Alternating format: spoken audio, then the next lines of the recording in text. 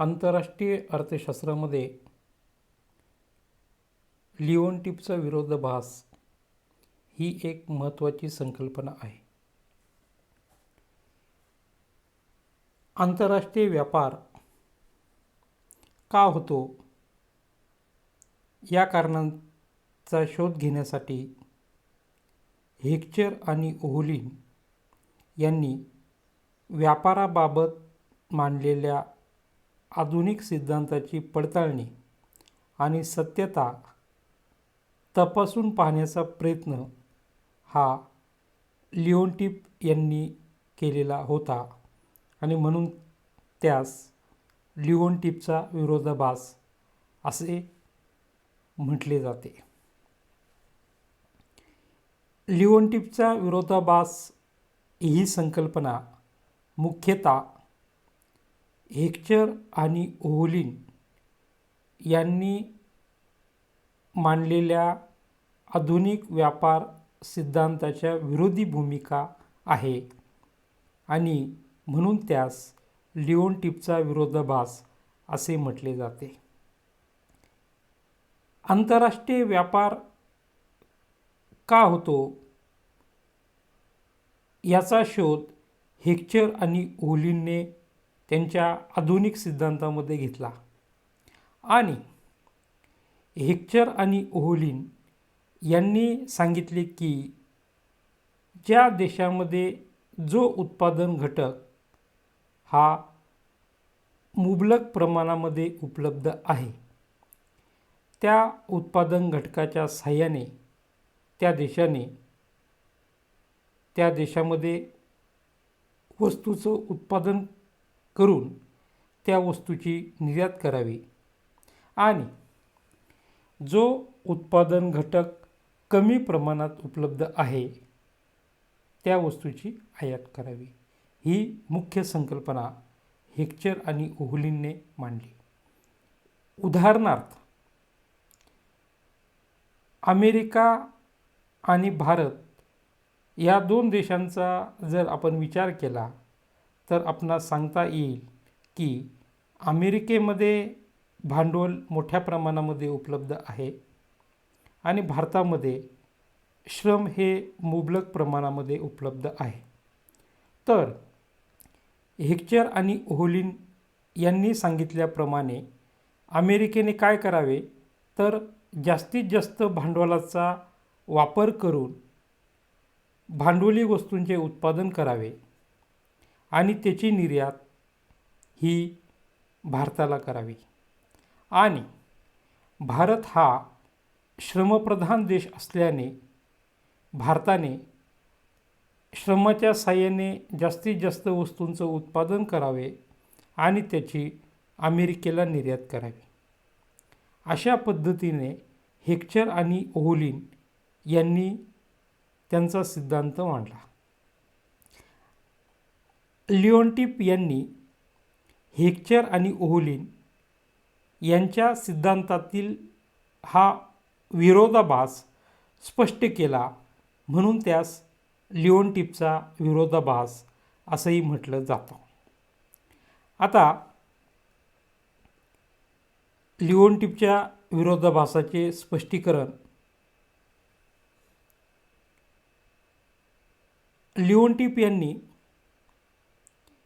1953 मध्ये input output model मांडले आणि इनपुट आउटपुट मॉडेलच्या साहाय्याने हेक्चर आणि ओहोलिनच्या सिद्धांताचे परीक्षण केले. लिओनटिपने मांडलेले इनपुट आउटपुट मॉडेल हे अमेरिकेमध्ये तयार होणाऱ्या वस्तूंच्या संदर्भामध्ये त्यांनी त्यामध्ये अभ्यास केला.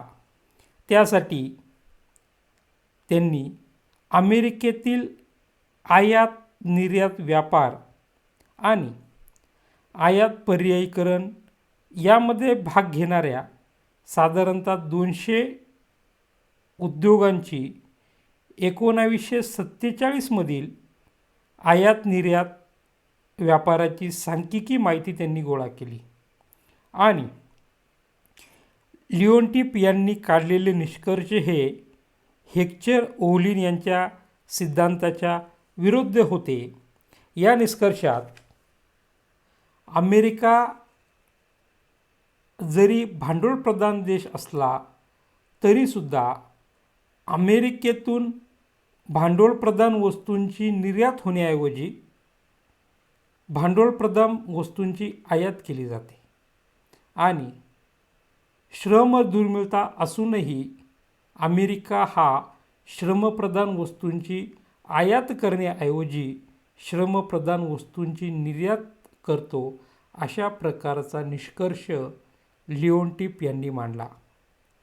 लिओनटिपचा निष्कर्ष हा सामान्य अनुभव आणि हेक्चर ओव्हलिन यांच्या सिद्धांताच्या विरुद्ध होता. म्हणून लिओनटिप यांच्या परीक्षणाच्या निष्कर्षाला लिओनटिपचा विरोधाभास असे म्हटले जाते. लिओनटिपने आपल्या निष्कर्षाचे सखोल परीक्षण केले आणि विरोधाभासाचे स्पष्टीकरण केले. लिओनटिप यांच्या मते अमेरिकेमध्ये प्रति श्रमिक भांडवलाची उपलब्धता ही इतर देशांशी तुलना करता जास्ती आहे. तसेच हेही खरे आहे की उपलब्ध असलेल्या भांडवलाच्या आधारावर अमेरिकन श्रमिकांची उत्पादकता किंवा कौशल्य हे इतर देशातील श्रमिकांपेक्षा खूपच अधिक आहे. त्या कारणाने भांडवलाची विपुलता, कुशल श्रमिक संघटकांची उपलब्धता आणि या संदर्भातील अनुकूल वातावरण इत्यादी कारणांमुळे अमेरिका ही श्रमप्रधान वस्तूंची निर्यात करत आहे, असेही लिओनटिपने आपल्या निष्कर्षामध्ये सांगितले.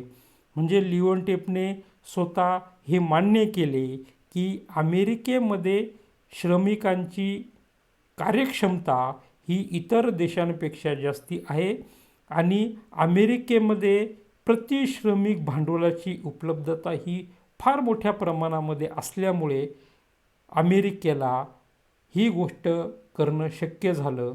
म्हणजे श्रमप्रधान वस्तूंची निर्यात करणं त्यांना शक्य झालं असेल, असंही लिओनटिप त्यांच्या निष्कर्षामध्ये सांगतो.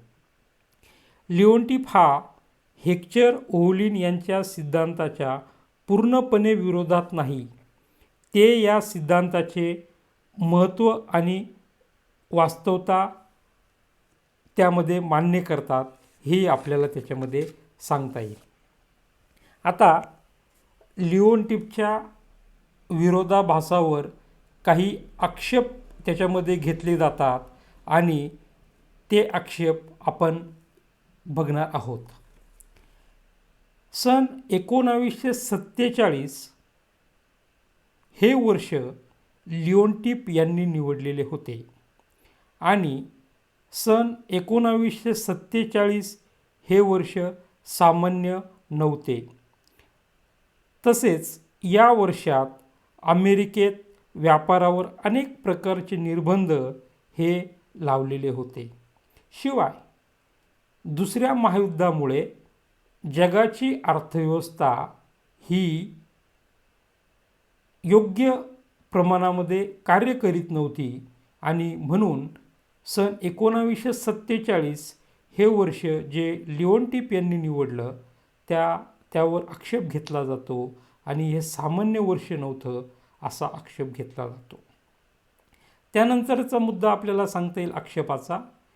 डॉक्टर लिओनटिप यांनी अभ्यासासाठी ठराविक उद्योगांचीच सांख्यिकी माहिती घेतली होती आणि अमेरिकेमधील इतर उद्योगांची माहिती त्यांनी त्यासाठी वापरली नाही.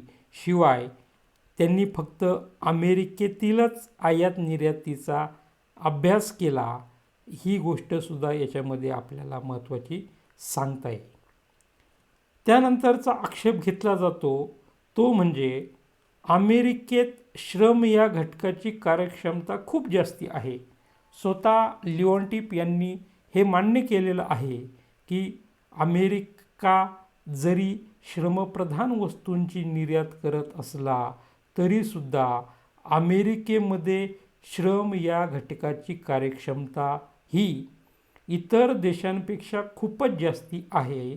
शिवाय अमेरिकेमध्ये प्रति श्रमिक उपलब्ध असणारे भांडवल हे फार मोठ्या प्रमाणात उपलब्ध असल्याकारणानेच अमेरिका हा श्रमप्रधान वस्तूंची निर्यात करत आहे, हे स्वतः लिओन्टिप यांनी मान्य केलेलं आहे. पुढचा मुद्दा सांगता येईल का भांडवलाचा टिकाऊपणा लिओन्टिप यांनी त्याचा विचार केला नाही.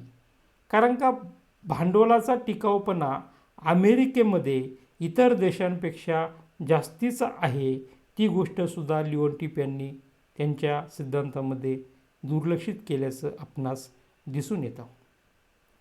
नैसर्गिक घटकांचा अभ्यास केला नाही. एखाद्या देशामध्ये उपलब्ध असणारे नैसर्गिक घटक आणि त्या नैसर्गिक घटकांमुळे एखाद्या वस्तूचा उत्पादन खर्च त्या देशामध्ये कमी येतो, याचा अभ्यास लिओन्टिप यांनी त्यांच्या सिद्धांतामध्ये केलेला नाही. आणि लिओन्टिप यांनी अभ्यास करताना हेक्चर ओलींच्या गृहीतांचा अभ्यास केला आणि त्यामुळे त्यांनी श्रम आणि भांडवल या दोन उत्पादन घटकांचाच विचार केला. इतर संयोजक आणि भूमी या दोन उत्पादन घटकांविषयी लिओन्टिप यांनी कोणत्याही प्रकारचं वक्तव्य केलेलं नाही. हा एक मेन आक्षेप त्यामध्ये घेतला जातो. लिओन्टिप यांनी फक्त अमेरिकेच्याच आयात निर्यात व्यापाराचा अभ्यास केला आणि इतर देशांच्या आयात निर्यातीचा अभ्यास न करता फक्त एकाच देशाच्या आयात निर्यातीचा अभ्यास लिओन्टिप यांनी त्यांच्या सिद्धांतामध्ये केल्याचं आपणास दिसतं. आणि इतर देशांच्या आयात निर्यातीचा जर अभ्यास केला असता तर आणखी वेगळी सांख्यिकी माहिती उपलब्ध झाली असती आणि या सिद्धांताच्या विश्लेषणाला त्याला मदत झाली असती. मात्र लिओन्टिप यांनी ही गोष्ट त्यामध्ये केलेली नाही, हा एक आक्षेप त्यामध्ये घेतला जातो. लिओन्टिप यांनी दोन देशांमध्ये व्यापार होताना जी जकात आकारली जाते त्या जकातीचा विचार केलेला नाही.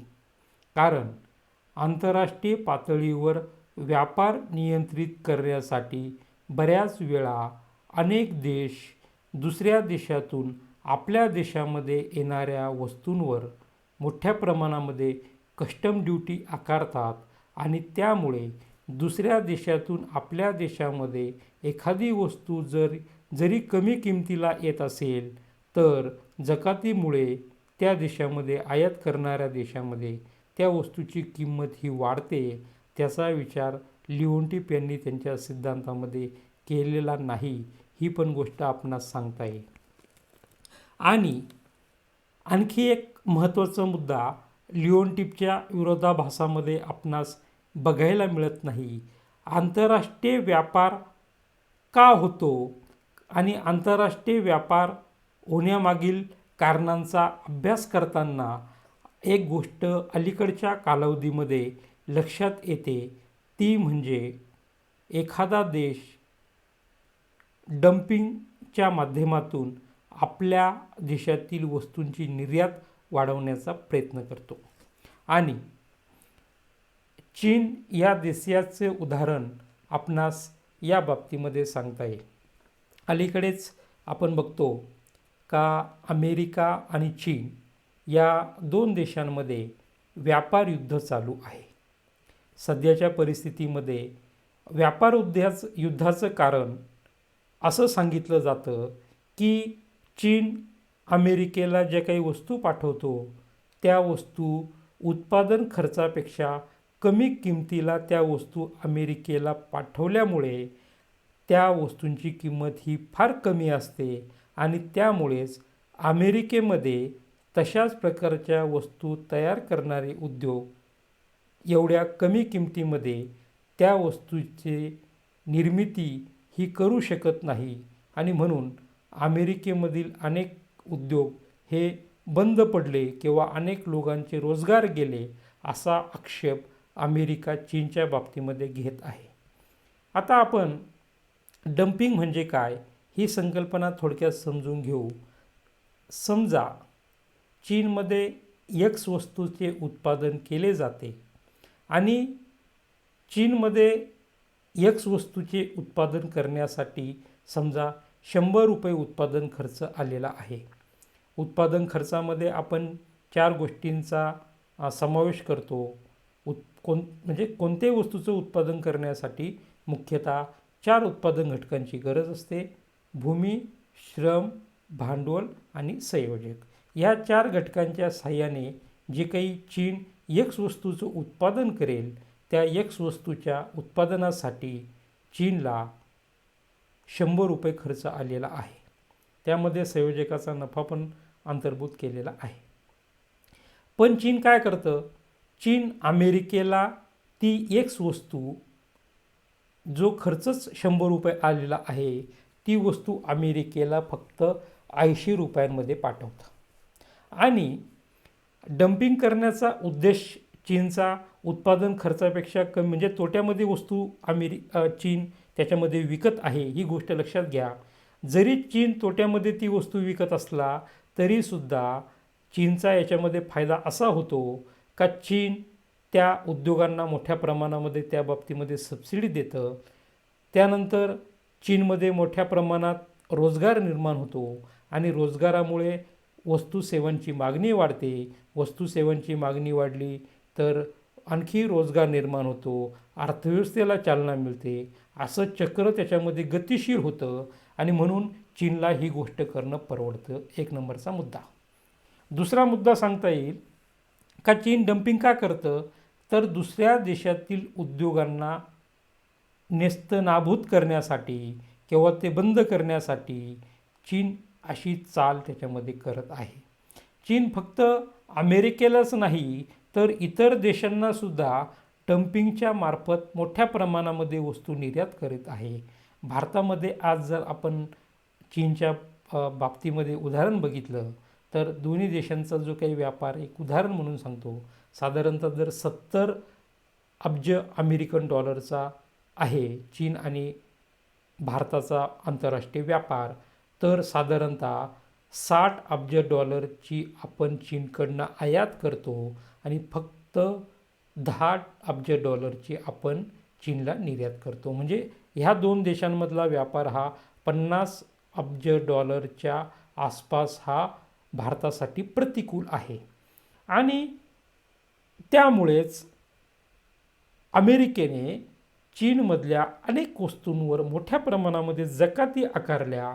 जशा चीनच्या वस्तूंवर अमेरिकेने जकाती आकारल्या तशाच पद्धतीने अमेरिकेतून चीनमध्ये येणाऱ्या वस्तूंवर सुद्धा चीनने मोठ्या प्रमाणामध्ये जकाती आकारल्या आणि त्यामुळे हे व्यापार युद्ध सुरू झाल्याचं आपणास बघायला मिळतं. आणि अशाच पद्धतीने अलीकडच्या कालावधीमध्ये ह्या ट्रेड वॉरमध्ये जकात, कस्टम ही एक फार महत्त्वाची भूमिका पार पाडतं. मात्र जकातीचा विचार हा लिओनटिप यांनी केलेला नाही. म्हणून व्यापार प्रभावित करणारा हा एक महत्त्वाचा घटक त्यांनी दुर्लक्षित केल्याचं आपणास बघायला मिळते. त्यानंतर पुढचा मुद्दा सांगता येईल तो एक अत्यंत महत्त्वाचा मुद्दा आहे. अमेरिकेत मानवी संसाधनातील भांडवल गुंतवणूक ही फार जास्त आहे. अमेरिकेमध्ये मानवी विकासाचा दर्जा हा फार जास्ती आहे. त्यासाठी आवश्यक असणारी गुंतवणूक अमेरिकेत मोठ्या प्रमाणात केली जाते. ह्युमन डेव्हलपमेंट इंडेक्समध्ये सुद्धा अमेरिका इतर अनेक देशांपेक्षा फार पुढं आहे.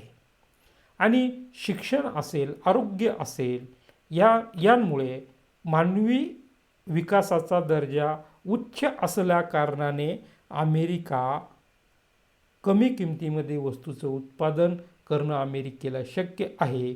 ही गोष्टसुद्धा त्याच्यामध्ये अत्यंत महत्त्वाची आहे आणि ही गोष्ट लिओनटिपने त्यांच्या विरोधाभासामध्ये मांडलेली नाही, हा एक आक्षेप आपणास सांगता येईल. आपण लिओनटिपच्या विरोधाभासाच्या समारोपकडे आलेलो आहोत आणि लिओनटिपने जे काही सिद्धांत मांडला तो हेक्चर ओलींच्या सिद्धांतावर त्यांनी आक्षेप घेतला आणि त्यांनी आकडेवारीच्या आधारे हे सिद्ध करून दाखवलं की असं काही नाही का ज्या देशामध्ये जो उत्पादन घटक मुबलक प्रमाणामध्ये उपलब्ध असूनही तो देश त्या वस्तूची आयात करतो आणि जो उत्पादन घटक त्या देशामध्ये दुर्मिळ आहे त्या वस्तूची निर्यात करतो. याचा प्रथम अभ्यास लिओनटिप यांनी केला. म्हणून लिओनटिपचे विश्लेषण हे अत्यंत महत्त्वाचे विश्लेषण आपणास सांगता येईल, म्हणून त्याचं महत्त्व नाकारता येत नाही. लिओनटिपचा विरोधाभास हा हेक्चर ओलीन सिद्धांताला विरोध करीत नसून त्यावरील ती एक टीका किंवा आक्षेप त्याच्यामध्ये घेतला जातो. त्यानंतर लिओनटिप हा हेक्चर ओलीन सिद्धांताचे महत्त्व नाकारत नाही. लिओनटिपने पण हे मान्य केलं का हेक्चर ओलींचा सिद्धांत हा अत्यंत महत्त्वाचा आहे आणि त्यांनी सांगितलेले कारणं त्यामुळे आंतरराष्ट्रीय व्यापार जो होतो त्याचं महत्त्व लिओनटिपसुद्धा नाकारत नाही.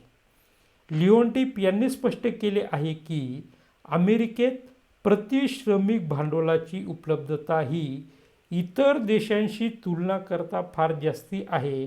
त्यामुळे अमेरिकेला शक्य होते की श्रमप्रधान वस्तूंची निर्यात करणं आणि भांडवलप्रधान वस्तूंची आयात करणं. अशा पद्धतीने आपणास लिओनटिपचा विरोधाभास हा त्याच्यामध्ये स्पष्ट करता येईल. धन्यवाद.